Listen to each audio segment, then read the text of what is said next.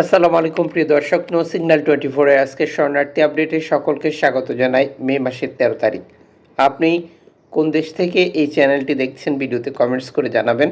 আমাদেরকে সাপোর্ট করতে ভিডিওতে একটি লাইক দিন, আপনার মতামত কমেন্টস করুন। শরণার্থীদের কোনো তথ্য থাকলে তা ভিডিওতে কমেন্টস করে জানাতে পারেন এবং ভিডিওগুলো সর্বোচ্চ সংখ্যক প্রচার করে দেবেন। চ্যানেলটি সাবস্ক্রাইব করে পাশে থাকা বেল আইকন ক্লিক করে অল করে রাখবেন। শরণার্থীদের প্রতিদিনের তথ্য প্রতিদিন জানতে পারবেন। ক্যানারি দ্বীপপুঞ্জ, যেটি স্পেনের একটি দ্বীপ।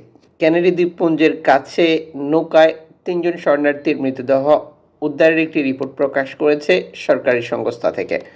সর্বশেষ স্প্যানিশ প্রেস এজেন্সি এটি নিশ্চিত করেন। তবে কোনো ধরনের চিহ্ন ছিল না এই মৃতদেহগুলিতে, সেটিও নিশ্চিত করা হয়। কীভাবে মৃত্যু হয়েছে তা অনুসন্ধান অব্যাহত রয়েছে। শুধুমাত্র 3 জনের মৃতদেহ উদ্ধার করা হলেও বাকি কোনো অভিবাসী ছিল কিনা বা নৌকার কী অবস্থা এটি নিয়ে কোনো তথ্য প্রচার করা হয়নি।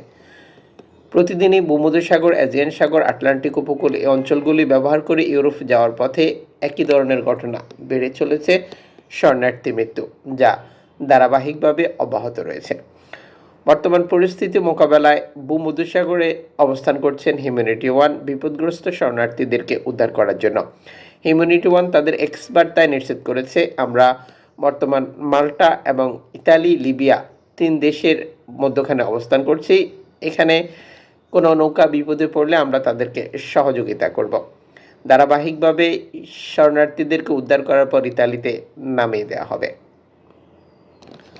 ল্যাম্পুদোসা হটস্পট কর্তৃপক্ষ এক্স বার্তায় নিশ্চিত করেছে, গতকাল রাতে 89 জন অভিবাসী সরাসরি হটস্পটে এসে পৌঁছায়। এর আগে টোটাল প্রতিবেদনের 24 ঘন্টার 103 জন শরণার্থী লিপিবদ্ধ হয়েছে বলেও এই তথ্যে নিশ্চিত করা হয়। বর্তমান হটস্পটে শরণার্থীর সংখ্যা টোটাল 193 জন বলেও নিশ্চিত করা হয়েছে।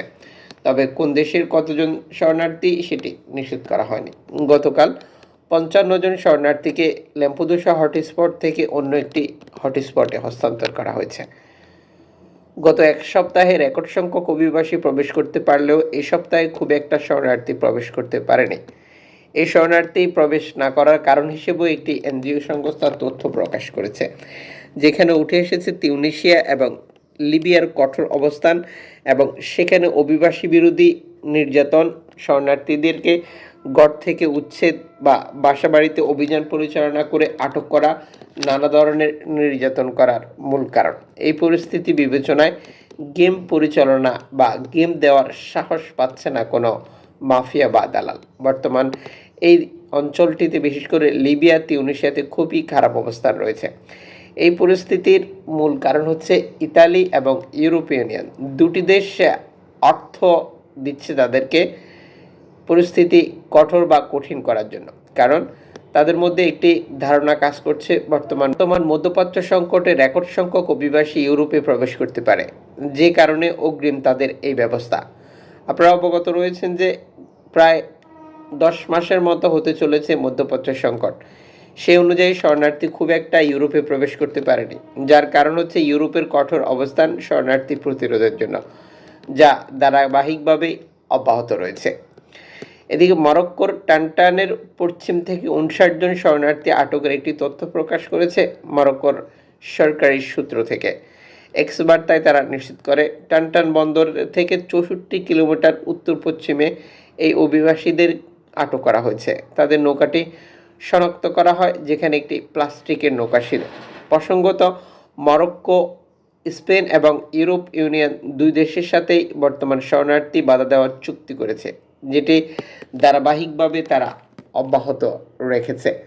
2023 সালে 80,000-এরও বেশি অভিবাসীকে তারা আটলান্টিক উপকূল, ভূমধ্যসাগরের তাদের যে সাইটটি রয়েছে সেটি ব্যবহার করে ইউরোপ যাওয়ার পথে বাধা দিয়েছিল, যেটি স্বাভাবিক প্রক্রিয়া। মধ্যপ্রাচ্যে অবস্থানরত আমাদের বহু বাংলাদেশি মরক্কোতে যাওয়ার পরিকল্পনা গ্রহণ করেছেন। তাদের কাছে তথ্য রয়েছে মরক্কো এবং স্পেনের বর্ডার রয়েছে, আর সেই বর্ডার অতিক্রম করে খুব সহজে স্পেনে প্রবেশ করা যাবে। যদিও এই ইনফরমেশনটির সত্যতা খুব একটা নেই, কারণ দুটি দেশের সাথে বর্ডার থাকলেও এখানে কঠোর অবস্থান এবং দুই দেশেরই শরণার্থী প্রতিরোধ করা বা বাধা দেওয়ার চুক্তি রয়েছে, যে প্রেক্ষিতে ধারাবাহিকভাবে তারা অভিযান অব্যাহত রেখেছে। এই অবস্থায় মধ্যপ্রাচ্যে অবস্থানরত বাংলাদেশিদেরকে বলবো, আপনার মরক্কোতে যাওয়া, এরপরে স্পেন বা ইউরোপে যাওয়ার সিদ্ধান্তটি আপনি বিবেচনা করে দেখবেন। লিবিয়া তিউনিসিয়াতে সাথে কঠোর অবস্থান এবং এই অঞ্চলগুলিতে নৌকাডুবি বা আরও বহু ধরনের ঘটনা ঘটে থাকলেও এই অঞ্চলগুলি ব্যবহার করে ইতালির দ্বীপ বা ইতালি বা তুরস্ক হয়ে গ্রিসে প্রবেশ করা যতটা সহজ, তার বিপরীত চিত্র দেখা যায় মরক্কো থেকে স্পেনে যাওয়ার ক্ষেত্রে। কারণ এখানে রাজনৈতিক অস্থিরতা নেই, আরও বিভিন্ন কারণ জড়িত রয়েছে। এই পরিস্থিতি বিবেচনায় মাফিয়া বা দালালদের কথায় প্রলোভিত হয়ে মরক্কো এসে স্পেনে যাবেন এই ভাবনা দ্বিতীয়বার ভাববেন বা সঠিক তথ্য ইনফরমেশন সংগ্রহ করবেন। এদিকে মধ্যপ্রাচ্য সংকট মোকাবেলায় লেবাননকে বস্তা ভরা টাকা দিয়েছে ইউরোপীয় ইউনিয়ন, যেটি অতীতের সকল রেকর্ড ভেঙে দিয়েছে।